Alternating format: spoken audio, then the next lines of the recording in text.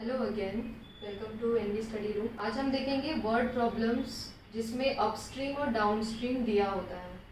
अब फिर से स्टूडेंट यहाँ पे बहुत कंफ्यूज हो जाते हैं कि इसमें करना क्या है।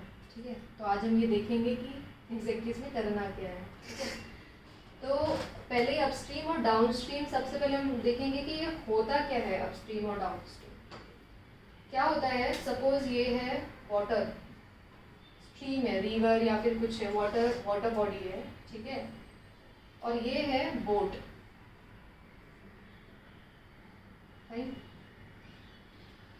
ये है रिवर या फिर इसको रिवर बोलते हैं, ये बोट बोल लेते हैं। ठीक है, कोई भी वाटर बॉडी हो सकती है ये। Let's take it is river and ये बोट है। तो क्या होता है, रिवर का फ्लो अलग होता है, राइट। और हमारे बोट का भी एक स्पीड आएगा और एक रिवर का भी फ्लो होता है। जब हम बोटिंग करते हैं, बोट जब चलाते हैं, तो इसका भी एक स्पीड होता है, इसका भी एक स्पीड होता है। तो हमने दोनों का कंसीडर करना चाहिए। तो जब भी स्पीड आती है रिलेटेड टू जब बोट चल रही है रिवर पे या फिर कोई भी वाटर बॉडी पे, तो हमें दोनों का स्पीड कंसीडर करना होता है। सबसे पहली बात तो ये होती है। अब क्या होगा, सपोज ये वाटर बॉडी का जो फ्लो है वो इस तरफ है और हमारे बोट का भी जो फ्लो है वो भी सेम डायरेक्शन में है। ठीक है, दोनों का फ्लो मतलब बोट भी इसी डायरेक्शन में जा रही है जिस तरफ रिवर करंट जा रहा है। तो वो होता, तो उस टाइम पे क्या हो जाएगा कि ये हमें इजीली फ्लो होगा, क्योंकि हमें ज़्यादा मेहनत नहीं करनी पड़ रही है। हमारी स्पीड और ये वाली स्पीड जो है वो ऐड हो जाती है। ठीक है, तो इसको बोलते हैं डाउन स्ट्रीम। इसको बोलेंगे हम डाउन स्ट्रीम। ठीक है, समझ में आ गया। डाउन स्ट्रीम क्या होता है, जब बोट और स्पीड ऑफ रिवर करंट दोनों का जो डायरेक्शन है, दोनों एक ही डायरेक्शन में जा रहे हैं, तो उसको डाउन स्ट्रीम बोलते हैं। कि स्ट्रीम जिस डायरेक्शन में, उस डायरेक्शन में हम अपनी बोट को लेके जा रहे हैं। तो इस केस में इसका जो स्पीड है और इसका भी स्पीड है, वो दोनों ऐड हो जाता है। ठीक है, लेट्स से बोट का स्पीड हम x ले लेते हैं। Speed of boat is x kilometres per hour, and river का या फिर इसका स्ट्रीम लेते हैं y किलोमीटर पर आवर। तो ये क्या होता है, speed of boat in still water, और ये होता है वाटर करंट का स्पीड। इन दोनों को डाउन, मतलब जो रिजल्टेंट स्पीड जो होती है वो इन दोनों का एडिशन आता है। इसलिए हम कभी भी डाउन स्ट्रीम का स्पीड लेंगे x प्लस वाई, यूनिट यहाँ पे मैं दे रही हूँ किलोमीटर्स पर आवर। ठीक है, अब क्या होता है, समटाइम्स अगर डायरेक्शन अलग है, ठीक है, ये वाटर करंट है और ये आपकी जो बोट है, वाटर करंट का डायरेक्शन जिस साइड है उसके सपोज अपोजिट साइड में अगर बोट की डायरेक्शन है, ठीक है, तो यहाँ पे क्या हो जाता है, उसको बोलते हैं हम अपस्ट्रीम। अपस्ट्रीम मतलब हम क्या कर रहे हैं कि बोट को हम अपोजिट डायरेक्शन में लेके जा रहे हैं। जो स्ट्रीम का डायरेक्शन है उसके अपोजिट में हम बोट रो कर रहे हैं, तो वो हो जाता है अपस्ट्रीम। इस केस में क्या होता है, हमारी जो स्पीड रहेगी, बोट की जो स्पीड रहेगी x, और जो रिवर करंट की स्पीड रहेगी वो सब्ट्रैक्ट होके वैल्यू आएगा, तो x माइनस वाई हो जाएगी अपस्ट्रीम की स्पीड। ठीक है, ये बहुत इंपॉर्टेंट है, बस यही चीज़ याद रखना है। डाउन स्ट्रीम के लिए हम x प्लस वाई करेंगे, दोनों को स्पीड ऐड करेंगे, क्योंकि वो एक ही डायरेक्शन में होता है। ये डायरेक्शन ऐसी भी हो सकती है और ऐसी भी हो सकती है, बट दोनों सेम ही डायरेक्शन में रहेंगे, ऐड होगा, और इसमें स्पीड होगी माइनस। देखो यहाँ पे रिवर की स्ट्रीम का डायरेक्शन इधर है, बोट का इधर है, उसका अपोजिट भी हो सकता है, ऐसे डायरेक्शन भी हो सकता है। बस हमें यहाँ पे ऐड करना है डाउन स्ट्रीम में, और अपस्ट्रीम में माइनस करना है। ठीक है, तो देखते हैं एक सम इस पे। ये अगर समझ में आ गया होगा तो हम सम करेंगे इस पे ही बेस्ड। अभी a boat travels 16 kilometer upstream and 24 kilometers downstream in 6 hours, and the same boat travels 36 kilometers upstream and 48 kilometers downstream in 13 hours. Find the speed of water current and speed of boat in still water. ये दो हमें find करना है, ये सब दिया हुआ है। तो कभी भी सबसे पहले अपस्ट्रीम डाउनस्ट्रीम का सम है वो देख लेना है। वो देखने के बाद हम लिखेंगे let speed of water current हमेशा बोट को x लेना, मतलब क्योंकि बोट में से माइनस करेंगे तो मैं वैसे ही लिख देती हूँ। हमेशा बोट की स्पीड इन स्टिल वाटर को x लेना और वाटर करंट की इसको y लेना। तो सबसे पहले ये हैबिट ही बना देगा कि लेट स्पीड ऑफ बोट, क्या लिखना है, this is important to write, speed of boat in still water is x km/h and speed of water current is y km/h. Therefore, for upstream speed will be, और equal to लिख देते हैं, speed equals to this minus this, x upstream में minus कर देना है km/h and for downstream add हो जाएगी दोनों, downstream speed is x + y km/h। बस ये याद ही रखना है कि ये सब हमें लिखना ही है। दिस इज, ये हर अपस्ट्रीम डाउनस्ट्रीम सम के इसमें सेम ही रहेगा। x ले लो बोट इन स्टिल वाटर की स्पीड को, y ले लो वाटर करंट की स्पीड को, अपस्ट्रीम के लिए उसको माइनस कर देना, डाउनस्ट्रीम के लिए उसको प्लस कर देना।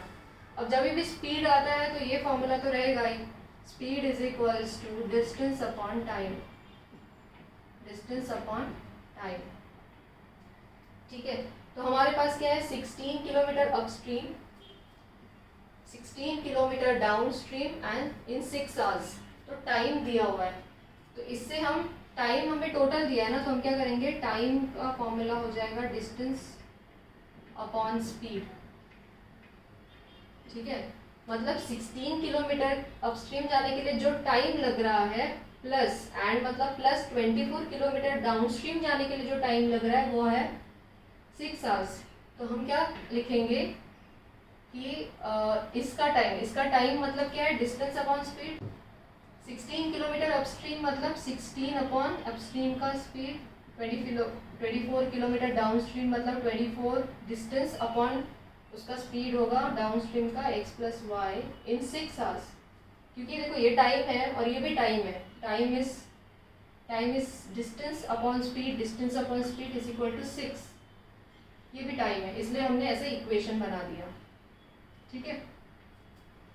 अभी second, same boat travels 36 kilometres upstream के लिए 36 का x - y और डाउनस्ट्रीम एंड 48 किलोमीटर्स डाउनस्ट्रीम, तो 48 upon x + y is in 13 hours.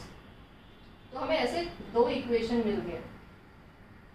अब दो इक्वेशन को सॉल्व करना है तो ये इक्वेशन फिर से दो वेरिएबल लीनियर इक्वेशन बना के हमें सॉल्व करना पड़ेगा।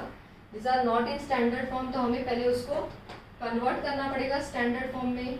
तो यहाँ पे हम ले लेंगे let 1 upon x - y is equals to m and 1 upon x + y is equals to n। अगर आपको ये मेथड देखना है तो इसके लिए मैं दूसरा वीडियो बनाया है, वो आप चेक कर सकते हो कि ऐसे इक्वेशन को हम कैसे रिड्यूस करेंगे और सॉल्व करेंगे। तो यहाँ पे मैं मेथड बता ही रही हूँ, अगर आपको अच्छे से क्लियर जानना है तो आप वो वीडियो देख सकते हो। ये जो वेरिएबल था 1 upon x - y 1 upon x + y, इसको हम दूसरे वेरिएबल पुट कर देंगे। तो ये इक्वेशन हो जाएगा 16m + 24n is equal to 6, ये हो जाएगा 36m 48n is equals to 13। अब एक्चुअली जब हम इक्वेशन लिखते हैं ना तो यूनिट्स नहीं लिखना, ये तो मैंने टाइम बताने के लिए लिखा है, बट इक्वेशंस में कभी यूनिट नहीं लिखना, यूनिट हमेशा आंसर्स में लिखना है, फाइनल आंसर्स में, ठीक है। तो अब इसको सॉल्व करेंगे, सॉल्व करने के लिए मैं देखूंगी ये 16 36 है, ये 24 48 है, 16 13 है, सेम नहीं है तो हमें मल्टीप्लाई करना पड़ेगा। तो मुझे दिख रहा है कि 24 को अगर हम 2 से मल्टीप्लाई करेंगे तो 48 हो जाएगा। तो let's multiply this equation by 2, ठीक है। तो कितना हो जाएगा, यहीं पे लिख देती हूँ ताकि इजीली हम इधर ही सॉल्व कर सके। इसको मल्टीप्लाई कर रही हूँ मैं, यहाँ पे लिख दूँगी 16 2 * 32n, 24 2 * 48n, 6 2 12। ये जो फर्स्ट इक्वेशन था उसको मैंने मॉडिफाई करके फिर से नीचे लिख दिया। अभी सेम है तो सब्ट्रैक्ट करना पड़ेगा, तो माइनस माइनस माइनस, ये हो जाएगा 4m, ये हो जाएगा कैंसिल, ये होगा 1, m की वैल्यू आई 1/4। अब ये m की वैल्यू आई तो हमें इसको किसी भी इक्वेशन में पुट करके n निकालना होगा, बट m के इक्वेशन में let's put it here. 16m plus 24n is equal to 6। m कितना आया 1/4, तो let's put it in place of m। 24n is equal to 6। 4 और 16 कैंसिल हो जाएगा, फिर 4 रहेगा। 4 plus 24n is equals to 6। 24n is equals to 6 minus 4, n 24n is equals to 2।